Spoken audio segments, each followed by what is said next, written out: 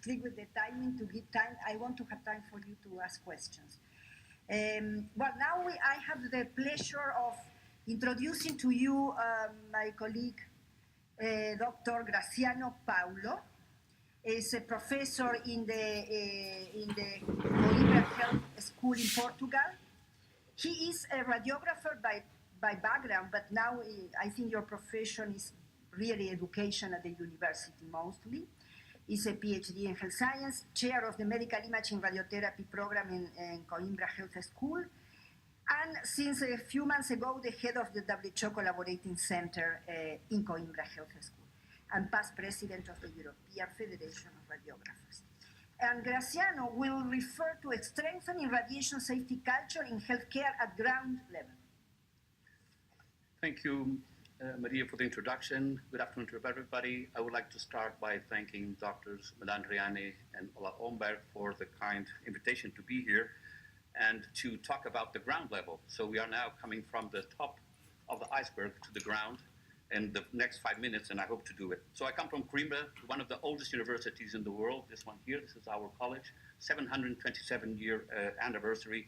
And the experience that we will show here is about the experience we have as being now a collaborative center of WHO for radiation protection and health.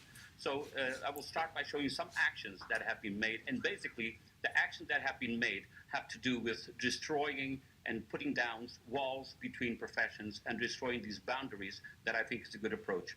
The first action was to cooperate with scientific societies, several of them. I put here the example of the Portuguese Society of Interventional Cardiology. They have no education in Portugal about radiation protection issues, and the first thing following the CIRSE campaign of Do You See the Risk? We made during several surveys with ophthalmologists, and we found 36% of opacities individuals on the left side, and the impact of this was the development of guidelines that were freely distributed for the 31 Portuguese cath labs. And this is linked to Bond Call for Action 2.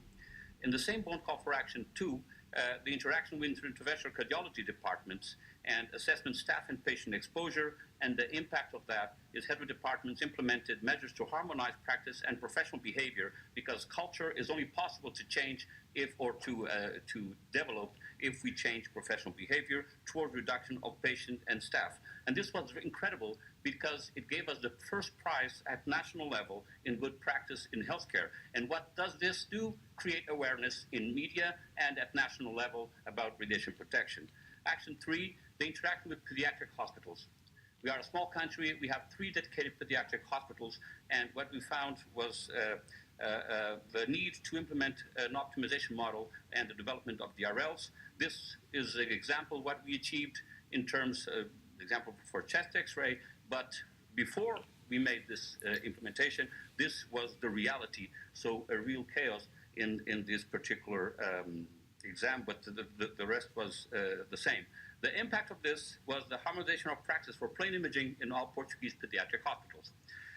Another action has to do with education and training programs with a teamwork approach, medical doctors, radiographers, and medical physicists, workshops and webinars. And with this, we managed, together with our colleagues from the Portuguese Society of Radiologists, the Brazilian Society of Radiologists, and the Instituto Superior Técnico, with Pedro Vaz is here, we managed to do this workshop, and we made a tremendous impact by developing this Lisbon commitment with the sponsor of IAEA and WHO. With all the Portuguese-speaking countries, we are talking about over 330 million people that speak Portuguese.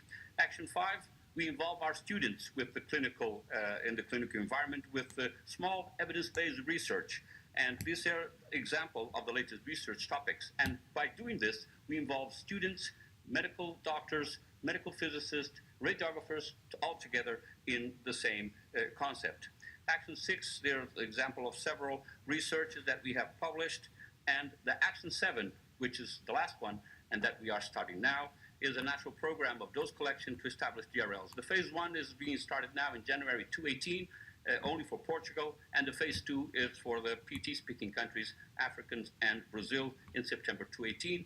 And the website has already been developed, and the data collection will be made automatically in this website, which is sponsored by the Portuguese Health Authority and again by the Portuguese Society of Radiologists, and together with our colleagues from the Instituto Superior Técnico with Professor Pedro Vaz, which is here. And so about the bone call for action, quickly. The bone call for action has changed the paradigm of the radiation protection all over the world, and several networks and campaigns have been developed that have made available free online material. One example is the Ask Aerosafe campaign, which I have the privilege to coordinate this team with a radiologist, a radiographer, and a medical physicist for CT, pediatric, and interventional. In Portugal, the bone call for action has contributed to raise the awareness about the importance of radiation protection, and we have now a more favorable environment to pass the message through the health professionals. So this is the opportunity to start changing. And the bone call for action should include a teamwork approach in the future. Medical doctors, radiographers, and medical physicists together, as it's the only way to progress and implement the radiation protection culture. We have to destroy the boundaries between the professions. The pressure towards health systems and the medical imaging and radiotherapy departments, combined with the new era of artificial intelligence, is a major challenge for the next step for the bone call for action. So the final message: building bridges between universities and clinical centers through evidence-based research is the key to improve radiation protection in healthcare. Sharing evidence with the medical imaging and radiotherapy departments will promote best practice and improve the quality of the care during the patient's clinical pathway. Networking with scientific and health professional societies is crucial to raise awareness about radiation protection of staff and patients. And a teamwork approach, integrated medical doctors, radiographers, and medical physicists is the way forward to strengthen radiation safety culture in healthcare at ground level. Thank you.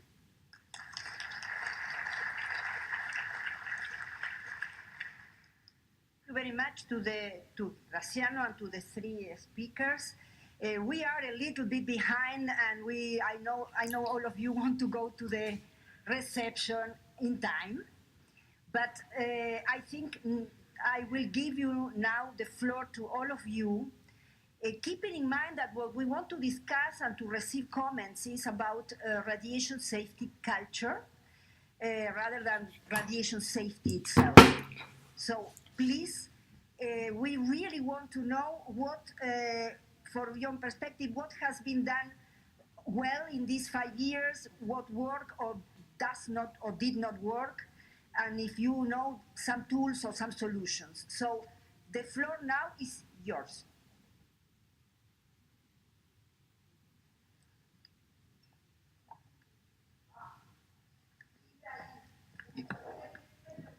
Yes, Ibrahim Duhaini from Lebanon, representing the MIFOM countries. It was very nice, interesting presentations.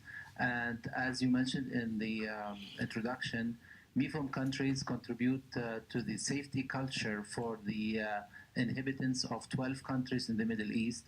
And as MIFOM, we tried very hard to have a common goal and common aims in these countries, which represent a big part of the Middle East. And so the safety culture, as presented by Dr. Jamila, depicts really what is the culture for our societies, because radiation, as it says, has some fear in some of the common people. And from the last 5 years, we are targeting the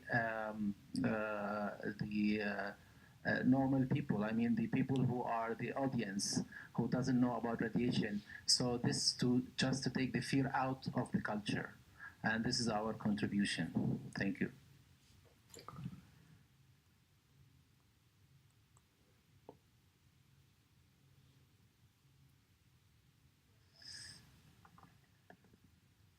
Donna Newman, Director of Professional Practice, ISRT. I wanted to state that I think it's a very important theme to include our regulators in the process. I think that a great safety culture of self-reporting, when technologists feel safe to report when they have had a near miss, and then you work together to find a solution, I think is always a good approach, because I think when those situations happen and reprimand doesn't happen, then I think that technologists want to do better, and I think that they want to report and find out what they're doing wrong. So I I think incorporating the regulators into the safety culture is essential to provide that safety. Thank you very much. Any I would like to second that point. In bringing up the highly effective team training, the real goal there is to allow for psychological safety amongst staff, to encourage good behavior. So one of the ways we benchmark ourselves are how many safety reports are filed and how many are filed for near misses. And in fact, we've seen that go up year after year after year by the implementation of a program that says it's okay. It's a culture of safety. I think this is a system that could be used really worldwide because the cost is low, the barrier is hard because you're trying to change culture. Any other question or comment? Yes, please, the colleague. Tell us your name and the country. My name is Hosono, Japan, and I would like to ask to especially Dr. Hirsch about the role of patients in building a radiation safety culture. For example, usually we want to invite delegates of patients to meet the needs of patients for building the radiation safety culture. But sometimes we are wondering who is the representative of patient groups. In some cases, it is very delicate to select right person to contact among the patients. So how do you do when you want to contact the delegates of patients in building a radiation safety culture? And could you please define the main role of patient for the radiation safety? For you, I think. Domo arigato. That was a fantastic question indeed. Bringing patients into the conversation across the board is something we're doing more and more, and having patient representation as you think about how you're going to define culture starts small and gets big. So for example, as part of the plan, we touched on issues, but we expand on them here in the discussion. The communication program that brings in psychological safety calls for a brief prior to the procedure where everybody talks about what to expect. The patient themselves is involved in the brief. If things are such that, for example, we escalate beyond the 5 gray, notes are made in the patient's chart. Indeed, for diagnostic and therapeutic exams, across the board, notes are made in the chart, and the patient is made aware specifically of the fact that they had a high dose phenomenon. I will say that whereas we have involved patient representatives in numerous initiatives, we have not done that very much in thinking about radiation safety. But this is something that I've learned here at this conference. I think it's a great idea, and I'm going to think about and report back in a few years about how we did that. So thank you. And I will add something to, may I? May I? Yes, I am. I can. We have in the room a person that I think can answer your question. Could you, Margaret, share the experience? Because in WHO is something that we do almost always, engage patients in the activities, because trying to do the patient-centered healthcare, and therefore in building a safety culture in a facility, I completely agree that they have, but since we have sitting there a representative of this international network, maybe you can answer the question, what is the role and how they can be engaged? Margaret Murphy, I'm the external lead advisor of the WHO Patients for Patient Safety Programme, and it's quite interesting that as you were putting your question, I was already writing an almost identical question to put to the panel. And I suppose to answer the question, the Patients for Patient Safety Programme, if you like, is a very robust and very real model of patient engagement and involvement, because back in 2004, when the World Alliance for Patient Safety was set up, it had one of its 6 action areas patient and consumer involvement, namely patients for patient safety. And that was because it recognised patients and families as an untapped resource. And I think that if you don't engage patients, you will then be missing that critical piece of the jigsaw. And and just even taking my own involvement as an example, and again with the support of WHO, there is actually no area, there is actually no aspect of healthcare that should be, if you like, taboo for a patient to be involved in. I'm involved in policy making, standard setting, regulation, research, education, and particularly in helping people who are engaged in continuing professional development. So it's really across the board, because the bottom line is the patient is the individual with the greatest vested interest in the outcome. So why should we not actually be right in there at the coalface and rolling our sleeves up and getting really down to the hard work, getting our hands dirty. The difficulty with radiation and this whole area in which you are involved is that it is esoteric. It is an area which the language is foreign to most patients, and I think that you really need to do a really good piece of hard work in, if you like, bringing your patients up to speed and kitting them out to be able to take their rightful place and their actual effective place. They if when properly prepared, they can actually add considerably and bring huge value added to what you are trying to do in this really valuable work. So, yeah. I wanted to say something, and we have now more hands. Good, yes. Just a comment about the patient. We need, I think the bone fall correction in the next 5 years needs to understand that the patient clinical pathway can be considered as a group of pieces of puzzles. And medical imaging is one piece of the puzzle. So strategically, we need to find a way to highlight that piece of the puzzle in the patient clinical pathway, and to make it more visible and in a more accessible language, as Margaret said, to be understood by all. This would be a message that I think is important. Thank you. And I think you've actually hit on something very important. What you need to remember is that the patient is the entity that is present throughout the full continuum of care. He's there for the whole of the clinical pathway. Different individuals dip in and out with their levels of expertise. So the patient actually, if you like, is the one constant. He's the wonderful repository of information, and all of those pieces that you described, the patient can actually be the glue that will stick all of those together to provide then holistic healthcare. We have one hand there, yeah, and one over there. So we will start here. Tell us your name and your country, please, or organization. Hugh Wilkins, UK. Just following up that comment from Margaret, you just mentioned about the language being foreign to patients. A note of caution, the language of radiation safety may well be foreign to hospital managers as well. And just a very brief illustration of that. I led audits which found that doses to patients were higher than national benchmarks in an institution, and to be met with the reaction that I was criticising the reputation of the hospital. In other words, placing reputation above patient safety.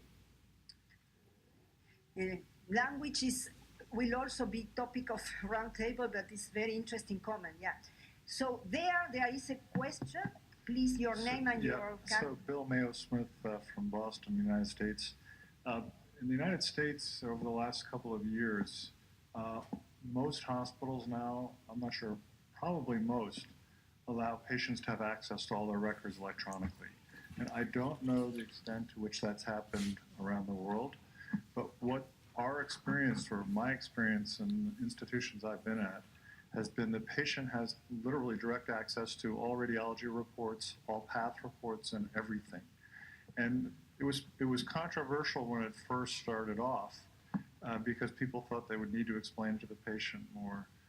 But I think the net result actually has been very positive.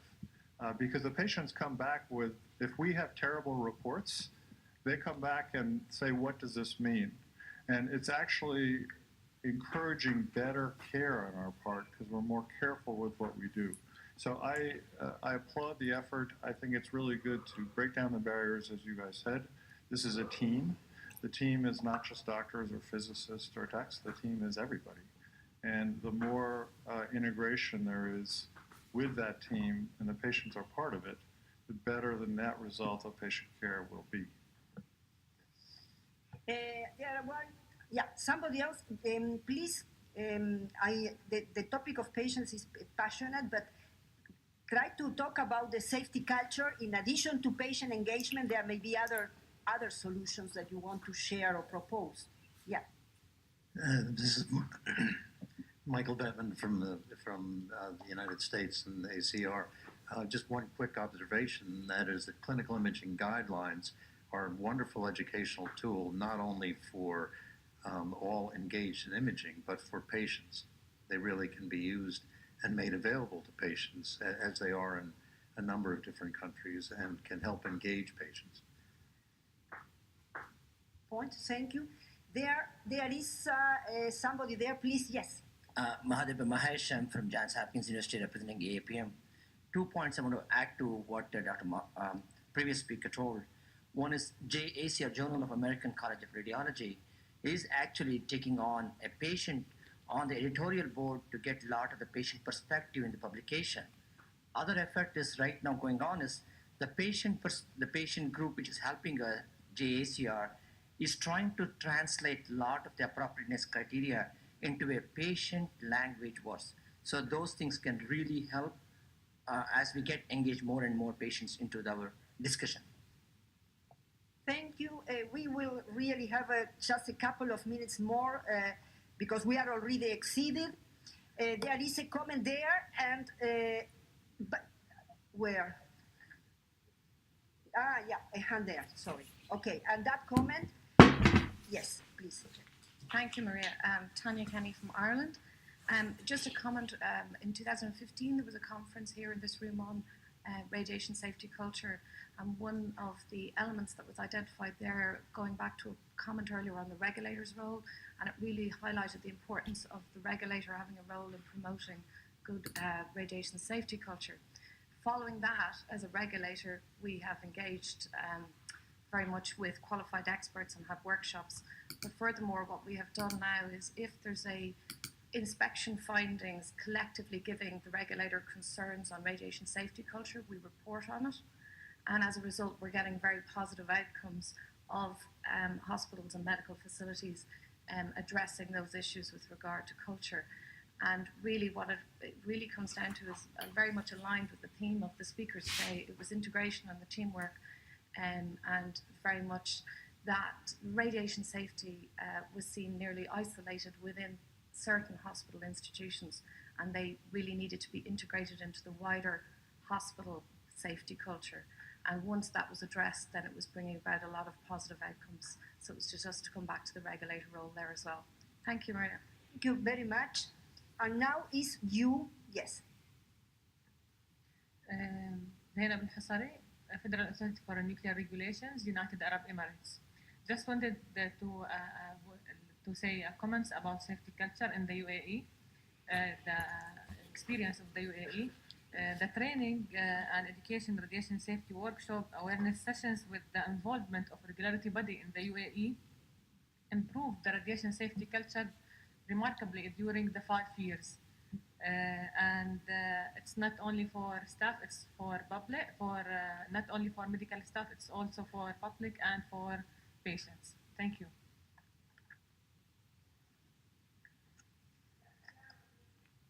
But if you want to say something short, yes, please. My whole life I was always short, so this will be quick. What I would just say is, people in this room are accustomed to dealing with radiologists and cardiologists, but in the United States and in other countries, non-radiologists are doing what were typically interventional radiology procedures. We've dealt with that at an institutional level by making the technologists uniform across these different physician role groups. And I think it is very important because if you do not have a culture of safety, the opportunity for very high dose interventional procedures is there. So the reason I think, Maria, is incredibly important to keep bringing it back to safety culture is that is what will allow the real implementation of the bond initiatives. Okay. Thank you very much. I think that this is a cross-cutting topic that will appear in a way in the different sessions, in the specific modalities. But I just, before closing, I took notes of some wordings that were used, like psychological safety several times, breaking things, breaking boundaries, destroying boundaries. In other workshops, we learn breaking silos. So everything, in a way, go to this team working, breaking hierarchies. Probably we need more time to come up with the tools that we will need to develop. But please keep in mind the things that we are discussed here, and when we attend the other sessions, probably other things will come up again around safety culture. Thank you very much to everybody for your engagement until so late. And I think, I don't know, Ola, if now you can say something or we go down directly. Okay, so we go down.